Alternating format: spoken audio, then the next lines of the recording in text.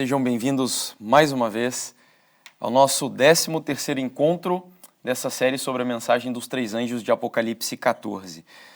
No último encontro, nós estudamos sobre a mensagem do terceiro anjo e vimos que é uma mensagem composta por uma série de assuntos que às vezes nós pensamos que não tem conexão com essa mensagem. Normalmente, quando falamos de mensagem do terceiro anjo, o que passa pela cabeça das pessoas é que o conteúdo dessa mensagem é apenas o conteúdo profético, mas nós vimos que não. Ela tem um braço direito, tem um coração, tem uma cabeça, tem as pernas, enfim, é uma mensagem completa. E por isso nós vamos, ao menos, estudar 2 ou 3 tópicos aqui em separado dessa mensagem, a mensagem do terceiro anjo, onde o primeiro deles será sobre a mensagem de saúde. Mas, como eu não sou nenhum especialista dessa área, eu vou aqui me deter apenas naquilo que me cabe dentro dessa série de estudos que fazemos, que é mostrar para vocês a importância da mensagem de saúde dentro do escopo ou do contexto profético. Essa será a proposta do tema deste encontro. Então quero convidar você, antes de nós darmos início ao estudo, para nós falarmos com o nosso Deus pedindo a bênção e orientação do Espírito Santo. Oremos. Bondoso e querido Pai, nós agradecemos ao Senhor, já passamos da metade dessa série de estudos e entramos agora, sem dúvidas, na mensagem mais solene, mais importante, mais completa já enviada a mortais, como Ellen White escreveu. A mensagem do terceiro anjo é uma mensagem ampla, profunda e que abarca toda a missão da tua igreja no tempo do fim. A redenção e a restauração do ser humano, física, mental e espiritualmente. E a nossa proposta é compreender um pouco. É lógico que nós não conseguiremos nos aprofundar e sermos exaustivos em cada um dos tópicos, mas que ao menos o Senhor nos ajude a compreender a relevância de cada uma daquelas partes do corpo que abarcam a mensagem do terceiro anjo. Que o Senhor nos abençoe com o teu Espírito Santo, me capacite, ó Deus, para conduzir o tema de forma sábia, didática, mas acima de tudo, no poder do teu Santo Espírito. Esteja conosco neste lugar e abençoe também aqueles que vão assistir em algum outro momento essa gravação, que da mesma forma sintam o toque e o poder do teu Espírito, em nome de Jesus. Amém, Pai. Eu gostaria de introduzir esse tema com uma história que aconteceu lá na América do Sul, conhecida como o Milagre dos Andes. No dia 12 de outubro do ano de 1972, um avião da Força Aérea Uruguaia saiu de Montevidéu rumo a Santiago do Chile. Era um voo, aqui nós temos uma imagem para representar, é um infográfico, representar o trecho proposto por essa viagem, um voo fretado que transportava cerca de 45 pessoas, entre as quais estavam jogadores de rugby, os seus amigos e também alguns associados. Porém, o mau tempo obrigou com que o avião fizesse uma escala que não estava prevista na cidade de Mendoza, na Argentina, aos pés da Cordilheira dos Andes. Então aqui está o ponto de partida e a intenção deles era chegar em Santiago, no Chile. Porém, por causa das condições climáticas ruins, eles precisaram parar aqui em Mendoza, na Argentina, que fica aos pés da Cordilheira dos Andes. No dia seguinte, o avião decolou, imaginando que as condições já estavam boas, mas havia um planejamento por parte dos pilotos do avião. E a ideia deles era contornar as cordilheiras, justamente porque as condições climáticas aqui são bastante intensas. Então aqui você tem a rota que o avião gostaria de fazer em laranjado, mas finalmente ele fez a rota que está aqui em vermelho. O problema é que os ventos fortes na região acabaram atrasando a travessia. E quando os pilotos em contato com a torre de comando foram informados que eles poderiam descer ou baixar a altitude, eles não se deram conta disso. E pensando que já haviam passado pelas cordilheiras, eles estavam no meio da Cordilheira dos Andes. Foi aí que o avião baixou a altitude e eles começaram a ver aquelas montanhas cercando o avião por todos os lados. Numa região bastante instável, o avião foi tomado por uma fortíssima turbulência, até que depois de perder a cauda, se chocou com as montanhas ali na região e as suas duas asas, a fuselagem caiu no dia 13 de outubro de 1972 em meio à Cordilheira dos Andes. E agora deu início a um dos maiores desafios, talvez, já encontrado em histórias da humanidade em condições difíceis de sobrevivência. Dizem os relatos que desde a queda do avião até o dia 11 de dezembro, estamos falando de mais ou menos 2 meses, das 45 pessoas que estavam ali no avião, 29 morreram, restando apenas 16 delas, 2 meses depois. No dia 12 de dezembro, portanto, os passageiros que estavam em melhores condições, depois eu estou resumindo a história aqui, quando você leu o episódio, foi algo assim, é impressionante acreditar que algumas pessoas conseguiram sobreviver ainda em meio àquelas condições. Mas no dia 12 de dezembro, 60 dias depois mais ou menos, os passageiros que estavam em melhores condições resolveram partir numa expedição em busca de ajuda. Depois de 10 dias caminhando em meio à neve, em situações dificílimas, desnutridos e com muitas dificuldades, eles chegaram a um rio e lá do outro lado eles avistaram um homem. Só que por causa do barulho do rio, eles não conseguiam se comunicar com a pessoa que estava do outro lado da margem. Eles então deram um jeito de pegar, eu não sei se foi um papel ou o que foi exatamente, e escreveram um bilhete para essa pessoa, amarraram na pedra e atiraram para o outro lado. E o bilhete dizia isso daqui, que está registrado no livro que conta a história, O Milagre dos Andes. Venho de um avião que caiu nas montanhas. Sou uruguaio. Fazem 10 dias que estamos caminhando. Tenho um amigo ferido aqui. No avião, há 14 pessoas feridas. Temos que sair rápido daqui e não sabemos como. Não temos comida. Estamos debilitados. Quando vão nos buscar? Por favor, não podemos nem caminhar. Onde estamos? Com essa experiência, no dia 23 de dezembro de 1972, 72 dias após o acidente, finalmente chegou ao fim um dos episódios, como eu disse, mais marcantes da luta pela sobrevivência em condições extremas por seres humanos. Aqui nós temos algumas fotos que foram registradas, que são dos 2 jovens que partiram naquela expedição. Foram 3 deles, lembre-se, eles eram jogadores de rugby, então tinham condições físicas um pouquinho melhores, e foram os 2 que conseguiram o contato com a pessoa do outro lado do rio. E aqui está a foto da fuselagem do avião, o que sobrou dela, e algumas pessoas que sobreviveram depois de alguns dias. Bom, no livro O Milagre dos Andes, Nando Parrado, que foi um dos sobreviventes, registra aquilo que me interessa aqui para o nosso estudo, que foi a fome absurda e extrema que eles sentiram em meio àquelas situações complicadas. E ele diz assim: em altitudes elevadas, as necessidades calóricas do organismo são astronômicas. Estávamos morrendo de fome, sem nenhuma esperança de encontrar comida. Mas a nossa fome logo se tornou tão voraz que procuramos qualquer maneira, uma e outra vez que percorri a fuselagem em busca de migalhos e bocados. Tentamos comer, vejam só, tiras de couro rasgado de peças da bagagem, embora soubéssemos que os produtos químicos com que tinham sido tratados nos fariam mais mal do que bem. Rasgamos almofadas de assento na esperança de encontrar palha, mas encontramos apenas espuma do estofamento não comestível. Uma e outra vez cheguei à mesma conclusão. A menos que comesse as roupas que eu trazia vestidas, não havia nada além de alumínio, plástico, gelo e rocha.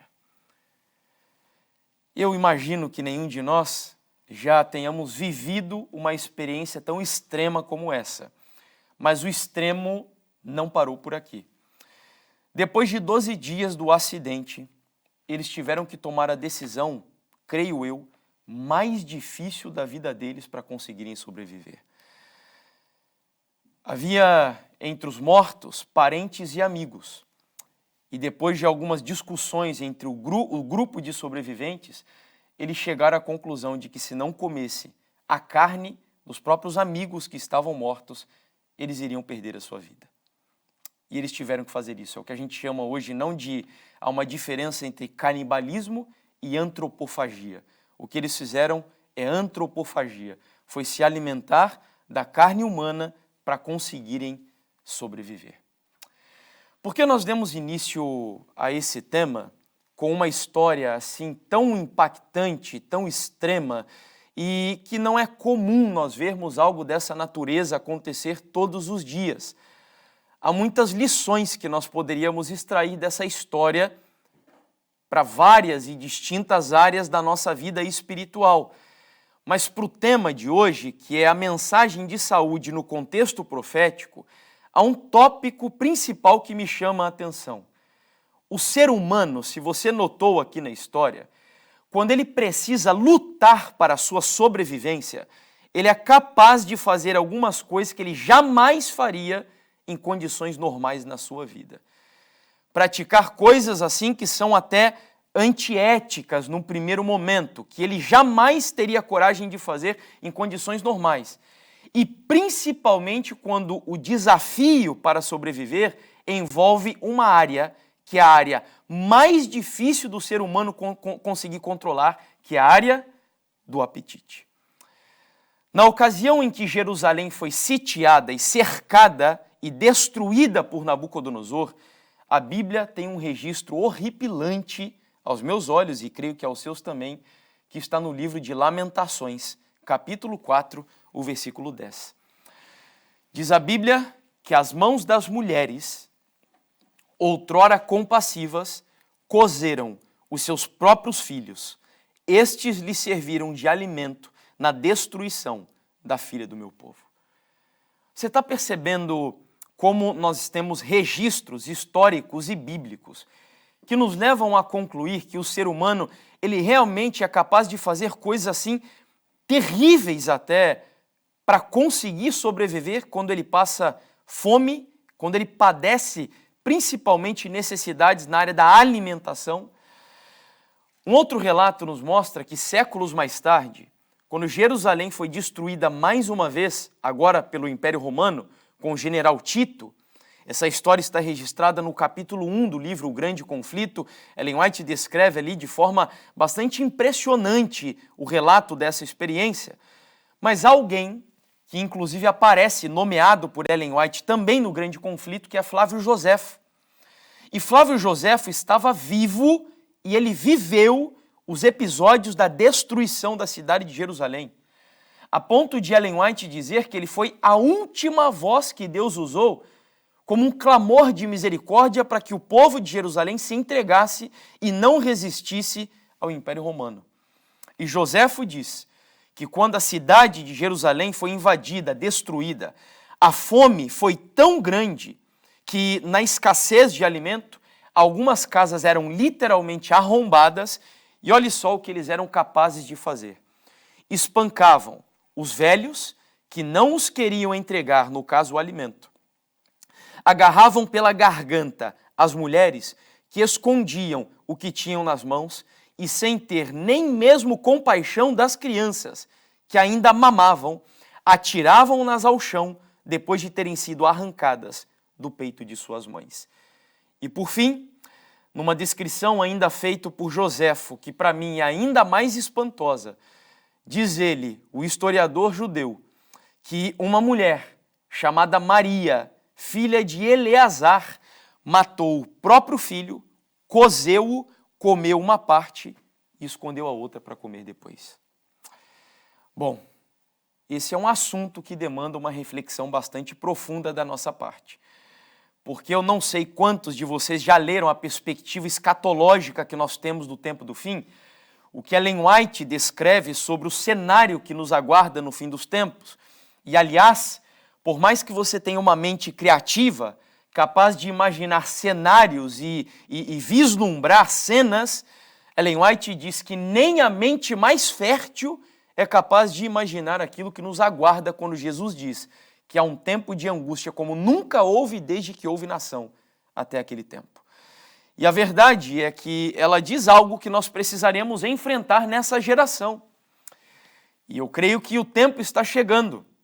Isso está registrado no livro O Grande Conflito, na página 621, onde ela diz que o tempo de agonia e angústia que diante de nós está exigirá uma fé que possa suportar o cansaço, a demora e a fome.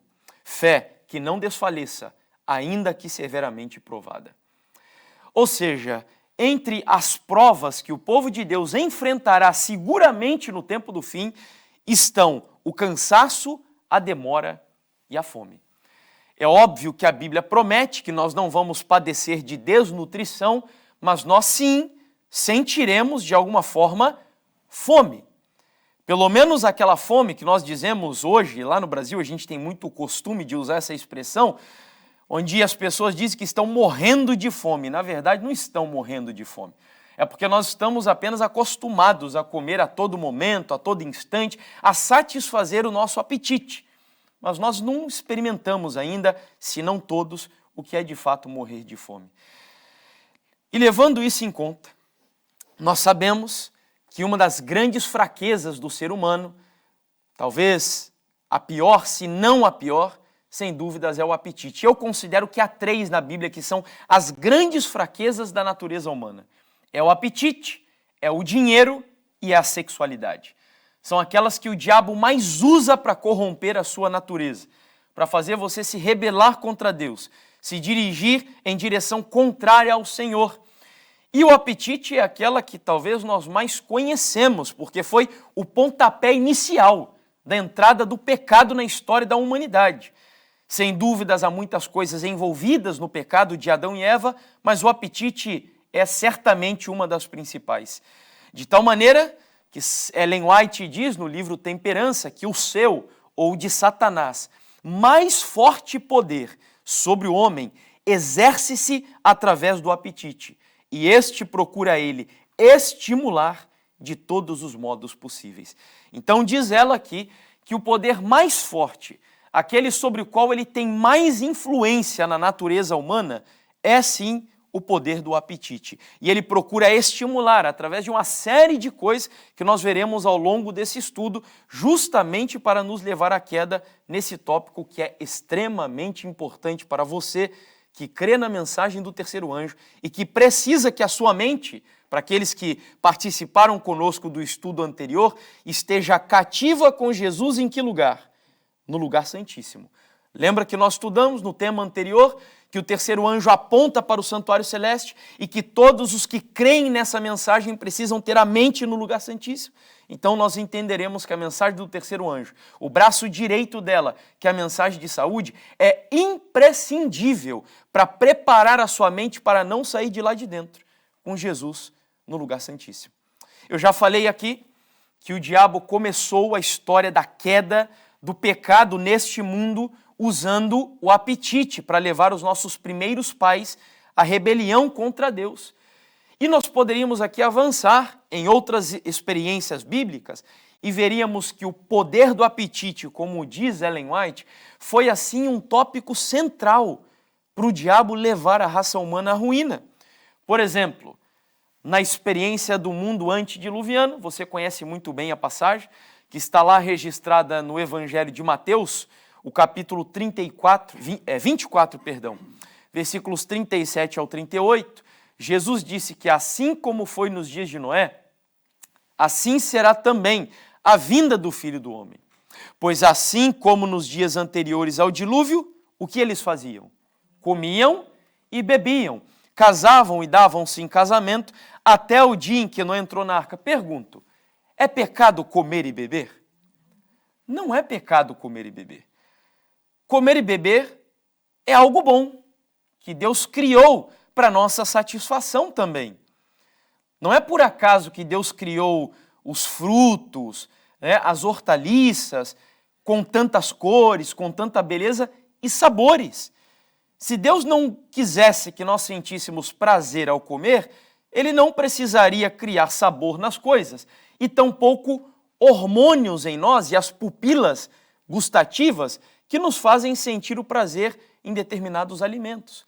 Então Deus criou isso. O problema aqui não é o comer e beber em si, mas é uma distorção é uma deturpação do ato de comer e beber. É quando o sentido da vida das pessoas agora passam a girar em torno disso. E quando nós passamos a comer e beber, não para a glória de Deus, mas para a satisfação do meu apetite. E é justamente o que acontecia no mundo antediluviano. Ellen White, comentando sobre este período, ela vai dizer no livro Patriarcas e Profetas que eles deleitavam-se na destruição da vida de animais. Será que isso também se cumpre na nossa geração? E o uso da carne como alimento tornava-os ainda mais cruéis e sanguinolentos, até que vieram a considerar a vida humana com espantosa indiferença. A carne, o comer carne, de acordo com o que ela diz aqui no mundo antediluviano, contribuiu para que eles perdessem sensibilidade pela vida dos animais e, consequentemente, também dos seres humanos. Ainda num outro episódio, você também conhece a história, nós sabemos que entre Esaú e Jacó houve o ato de abrir mão de algo que naquela época era extremamente sagrado, a primogenitura, pelo poder do apetite. A primogenitura naquela cultura era algo soleníssimo para os filhos de Deus. Era como se Esaú escolhesse abrir mão da sua própria salvação por causa da fome que ele estava sentindo. E me chama a atenção o texto de Gênesis 25, versos 31 ao 34, porque ele usa expressões semelhantes às que Jesus usou lá em Mateus 24, quando fala do mundo antediluviano. O texto diz assim, que Jacó responde para o pedido de Esaú: primeiro, me venda o seu direito de primogenitura. E aí Esaú responde: eu estou morrendo de fome, de que me vale o direito de primogenitura? Em outras palavras, o que ele está dizendo, o que importa é o aqui e o agora. Eu estou com fome agora. O porvir, deixe para lá. Eu quero resolver o meu problema imediato. Eu até comentei algo dos temas que compartilhamos aí ao longo da semana de oração na igreja de Espinho, onde nós temos, infelizmente, pessoas que não conseguem discernir alguns princípios da palavra do Senhor e pensam que não há nenhum problema para nós satisfazermos a fome de outros, oferecermos para estes outros aquilo que a Bíblia considera como imundo. Nós não podemos quebrar princípios que são inegociáveis para satisfazer o nosso apetite. Se for preciso morrer, mas sermos leais a Deus, que nós estejamos dispostos a dar a nossa vida para a honra e glória dele. Eu sei que isso não é comum mais na nossa geração, mas na geração da igreja primitiva, isso era comum. E eu gosto sempre de dizer, porque tem pessoas hoje que pegam os textos de Romanos, onde Paulo diz que se você confessar Jesus como seu Salvador com a sua boca, você estará salvo.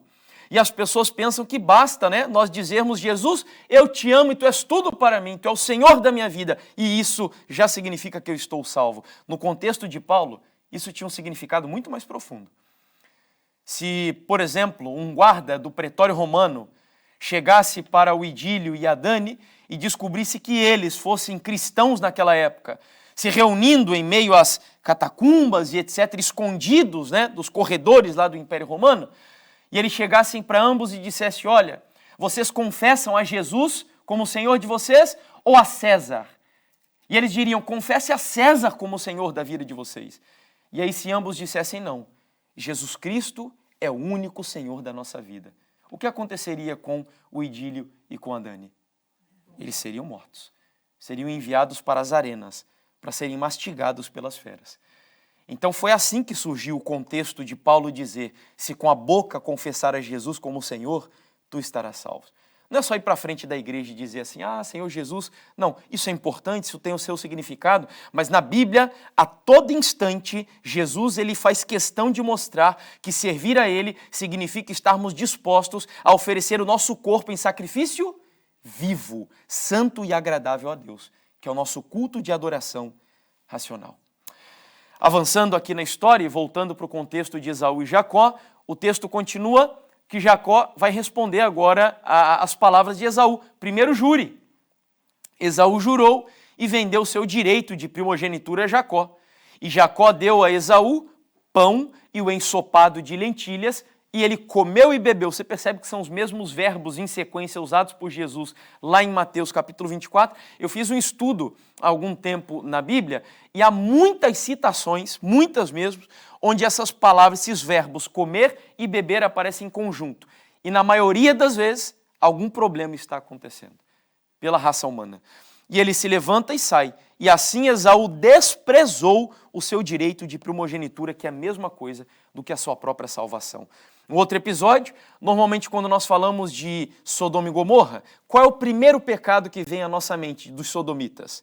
A questão sexual, não é? A prática da homossexualidade e muitas outras coisas. Sexo com animais, swing, que é troca de casais e etc. Era terrível o que acontecia lá.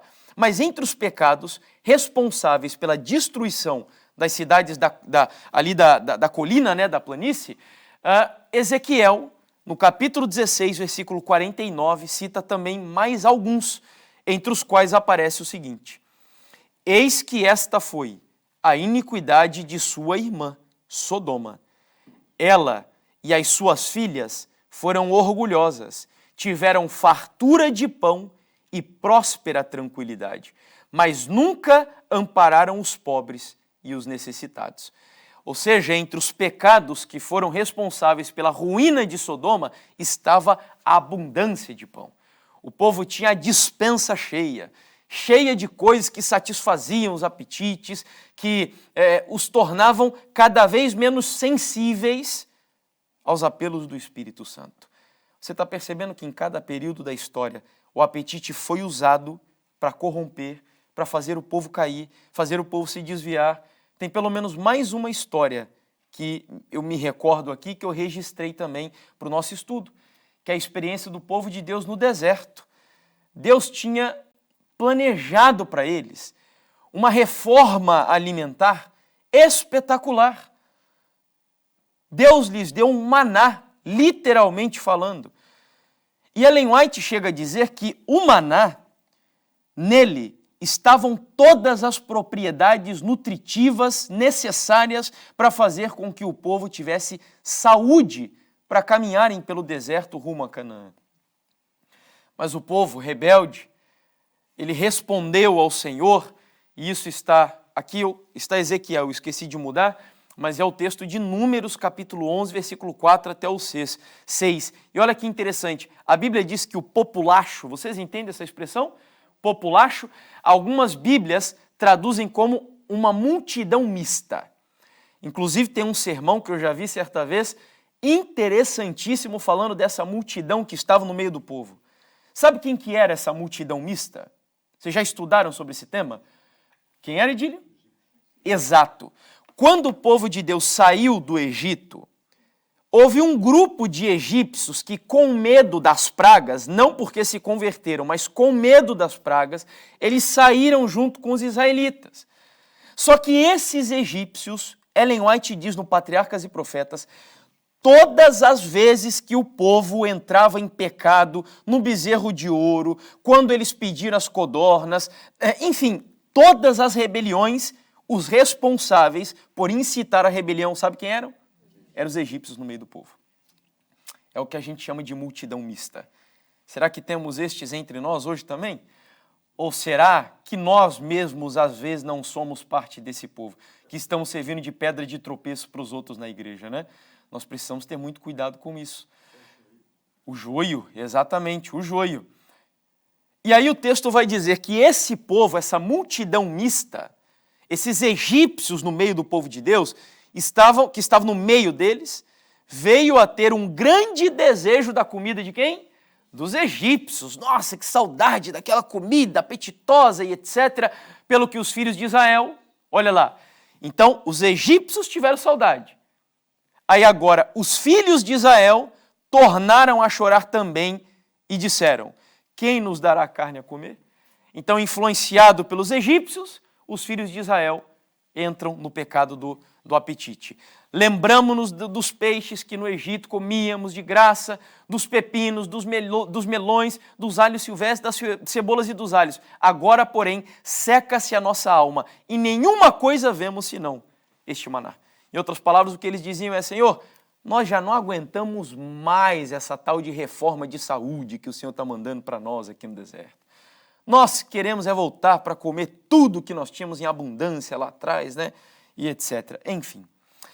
Concluindo então essa parte, em distintas épocas da história nós vemos que o povo de Deus sofreu pelo pecado do apetite.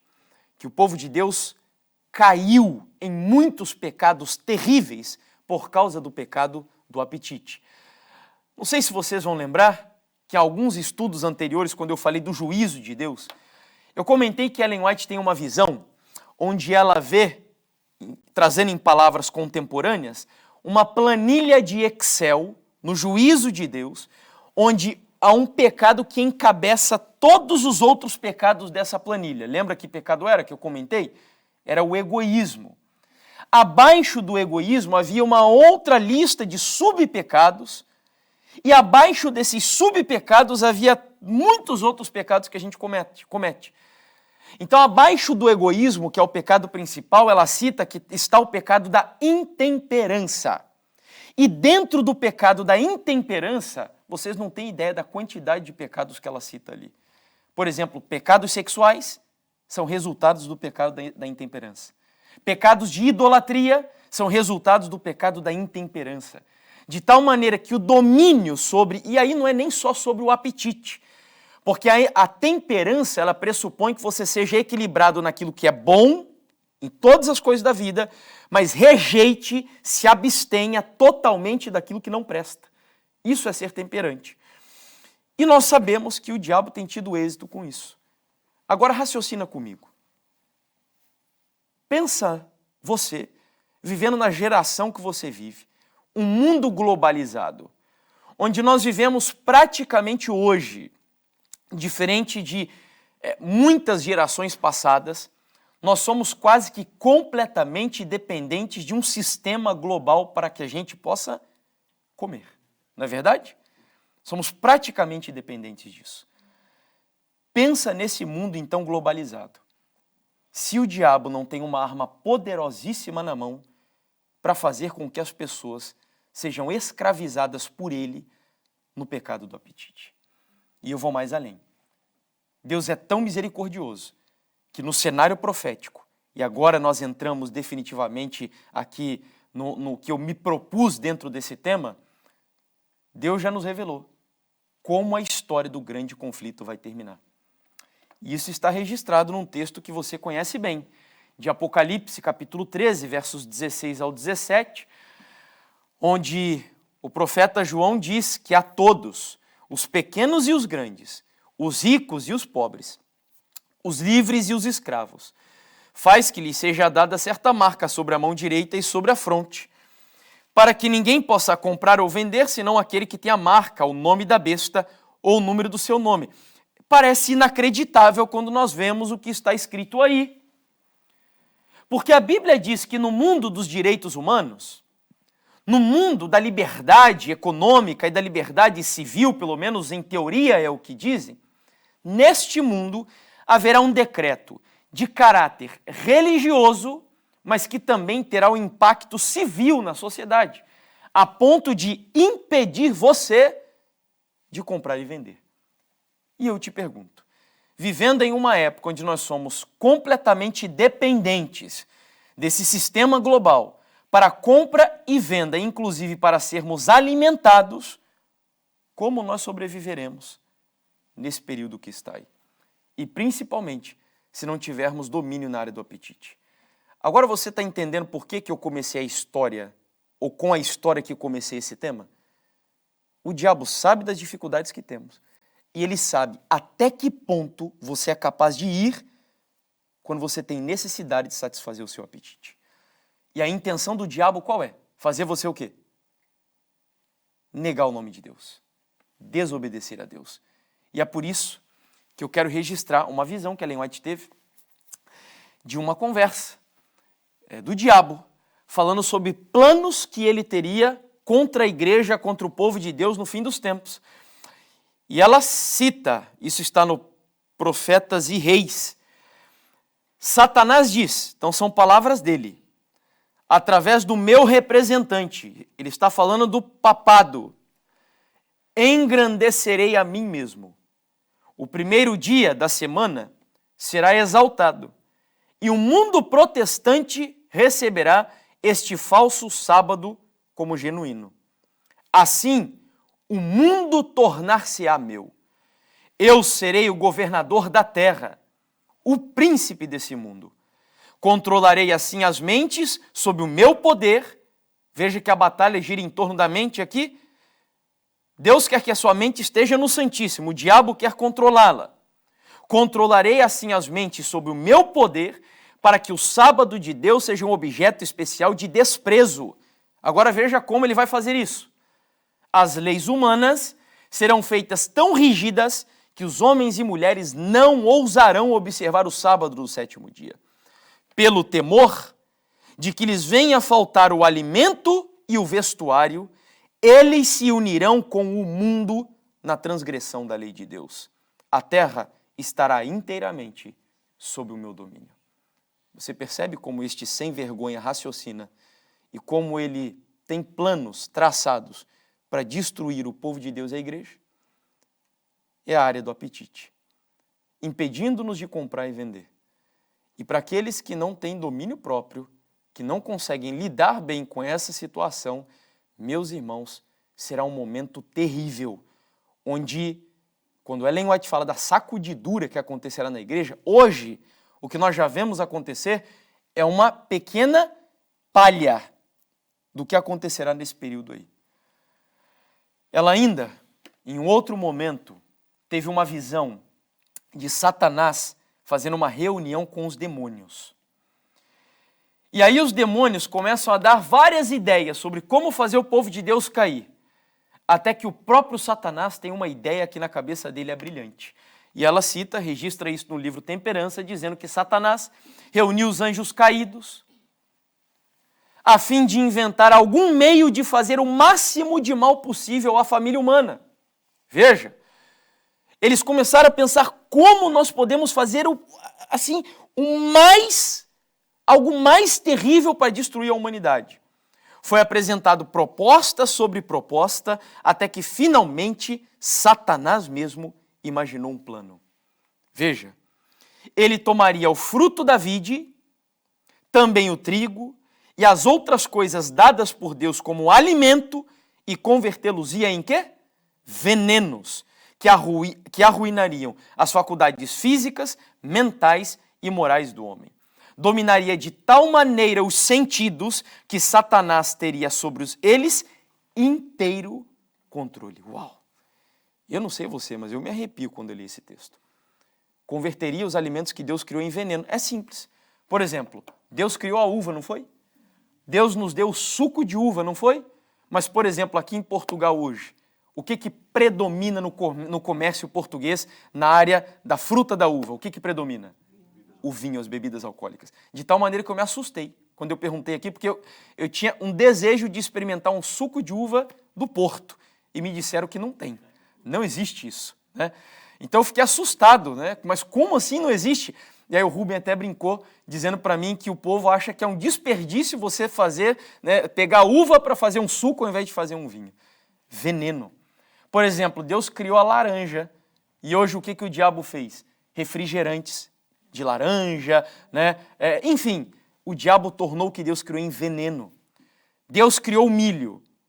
Aí nós temos hoje a PepsiCo, que faz o quê? Os salgadinhos. É assim que você chama também aqui, né? Aqueles salgadinhos amarelo, aquela coisa artificial.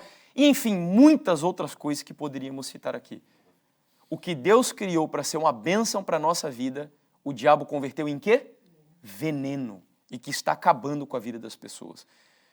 Destruindo a vida das pessoas. E é por isso que nós vivemos, embora numa geração onde todos os anos são formados médicos, psicólogos, talvez nós nunca tenhamos vivido numa geração tão doente quanto aquela que nós vivemos. Tão doente. E uma das áreas, sem dúvidas, é a alimentação. Não é a única, é verdade. E a gente precisa entender também que quando Deus fala sobre saúde, não é só alimentação, né?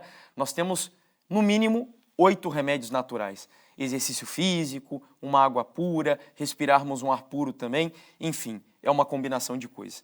Ou seja, para a gente concluir, os alimentos naturais que Deus criou, o diabo converteu em venenos todos eles, a ponto de Ellen White dizer aqui, no livro Temperança, capítulo 3, veja, é impossível. Ela não diz que é difícil, ela não diz que é complicado, ela diz que é impossível a homens e mulheres, com todos os seus hábitos pecaminosos, destruidores da saúde e enervadores do cérebro, discernir a sagrada.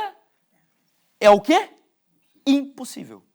Você está entendendo? Porque às vezes você está conversando com algumas pessoas sobre verdades que são assim soleníssimas para o tempo do fim e parece que você está falando com a parede. Você entendeu por quê?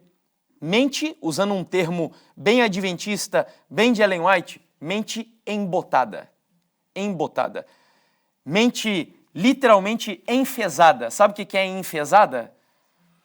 Tem pessoas hoje que sofrem de depressão e um dos fatores que desencadeia a depressão não é só um fator psicológico.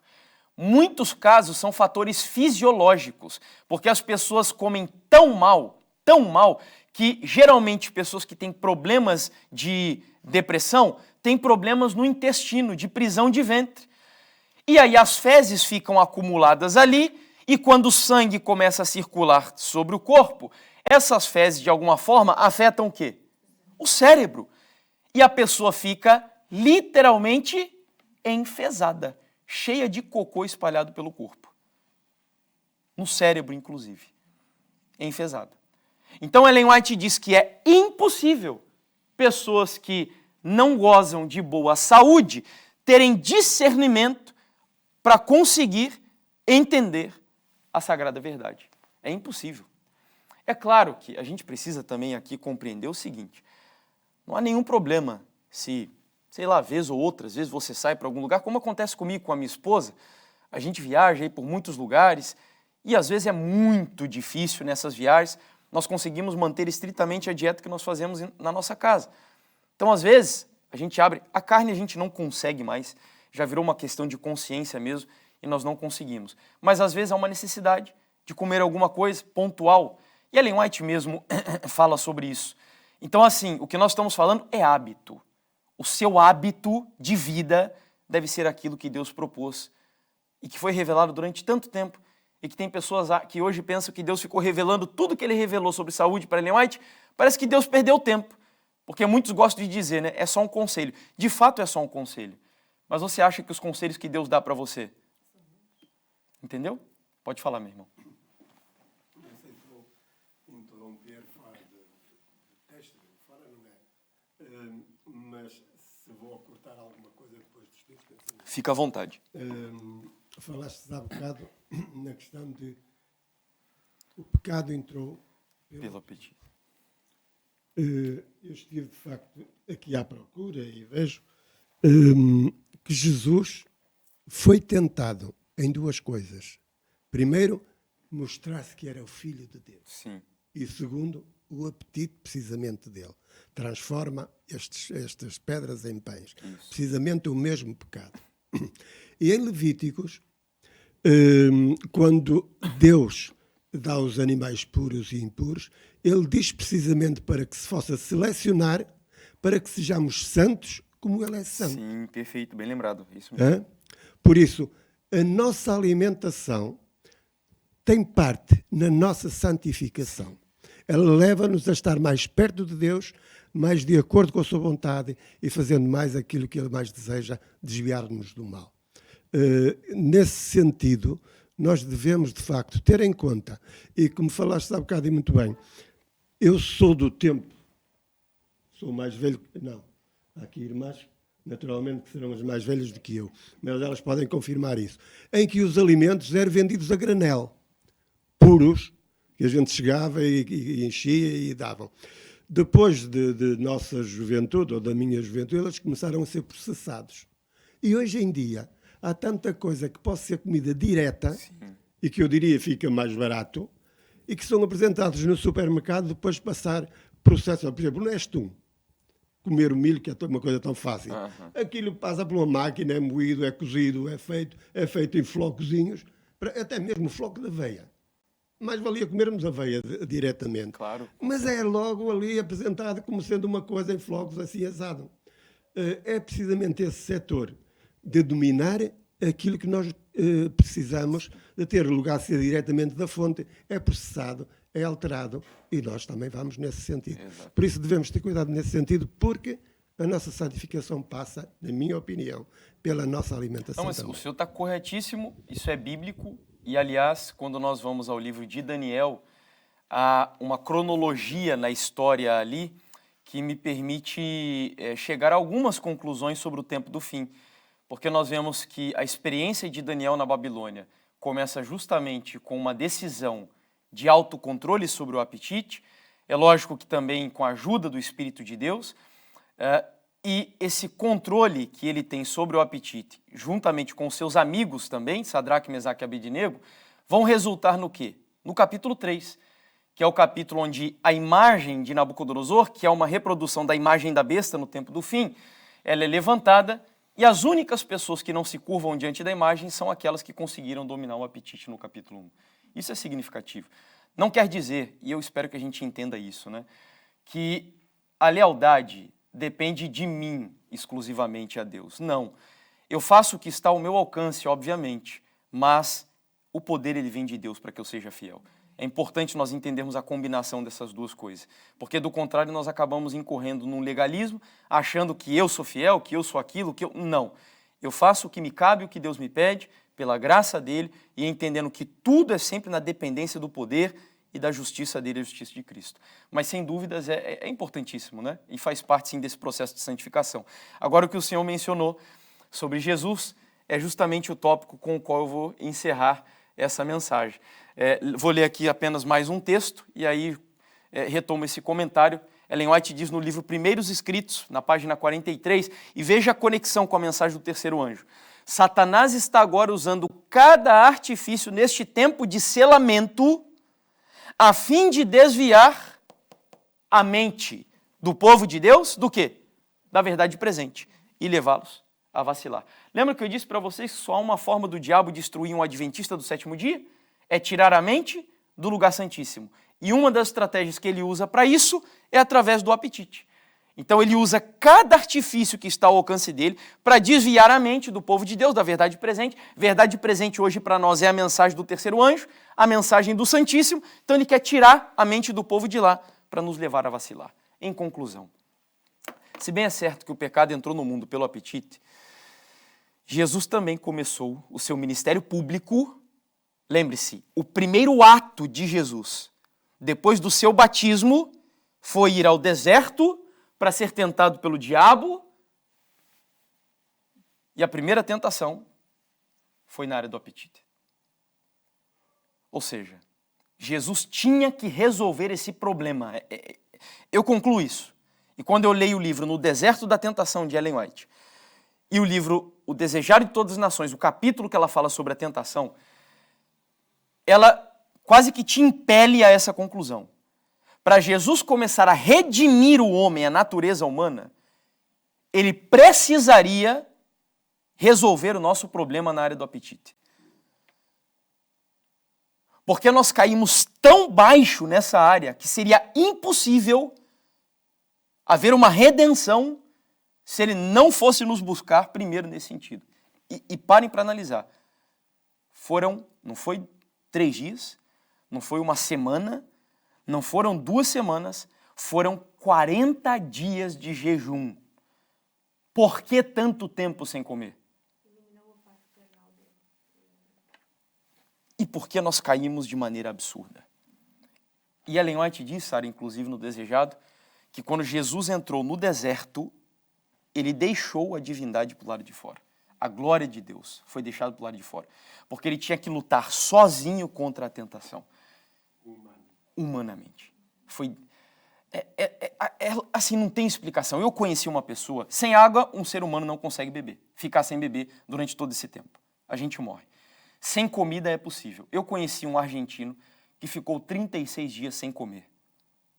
No final dos 36 dias, ele parecia aqueles judeus do período do nazismo, assim completamente desfigurado, e ele acabou morrendo depois. Ele era um amigo da nossa família. Deus não pede hoje que a gente faça coisas dessa natureza. Nós não precisamos fazer um jejum de 40 dias. Mas Jesus fez porque ele precisava vencer aquilo para me dar o poder para que eu tenha, pela graça dele, domínio sobre o apetite. De tal maneira que quando o diabo veio tentá-lo, e é isso que nós precisamos aprender, nós não vivemos só de pão, nós não vivemos só de comer, nós vivemos de toda a palavra que sai da boca de Deus. E Jesus estava repetindo as palavras de Deuteronômio, que foram usadas por Moisés lá no deserto. Jesus apenas ecoava aquelas palavras, mostrando que assim como o povo precisou aprender ali a ter um domínio sobre o apetite, nós também precisamos. E vivermos de acordo com a palavra de Deus, com a vontade de Deus. A intenção de Jesus, em outras palavras, é mostrar o seguinte: olha, eu não como o que você me oferece, diabo. Eu como aquilo que o meu Pai quer que eu coma. É de toda a palavra que sai da boca de Deus.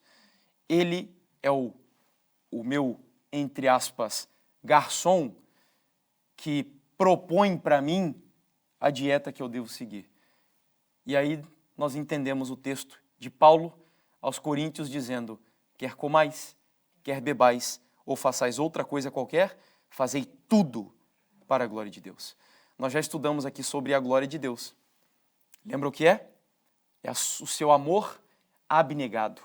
E a abnegação pressupõe abrir mão de coisas que a gente não gosta para fazer o outro feliz. Você está entendendo que a mensagem de saúde ela é para a glória de Deus em que sentido? A partir do momento que você aprende que o templo do seu espírito, o templo que é o seu corpo, né, o templo do Espírito Santo, ele foi dado a você para a glória de Deus. E Deus pede que a gente abra mão de algumas coisas para manter esse templo puro, santo, conservado, e para nós enfrentarmos o que vimos aqui no contexto profético do tempo do fim. Que Deus nos ajude, que Deus nos dê o domínio sobre o apetite. Isso é uma virtude do Espírito Santo, o domínio próprio, e por isso que nós precisamos muito do Espírito nesse tempo e em todas as eras, para que o diabo não nos vença nesse pecado, que Deus nos dê o controle, temperança e que nos ajude a sermos fiéis a Ele em todas as áreas da nossa vida, em nome de Jesus. Amém? Vamos orar então? Bondoso Pai, querido Deus, certamente, ao concluirmos esse tema, nós entendemos, Senhor, quão difícil é o ser humano conseguir vencer essa área da vida. Nós somos inclinados ao comer, ao beber, de maneira intensa, muitas vezes fazendo uso de coisas que são agradáveis no paladar, mas não agradáveis ao corpo. Nós confundimos também várias vezes alimentação com nutrição.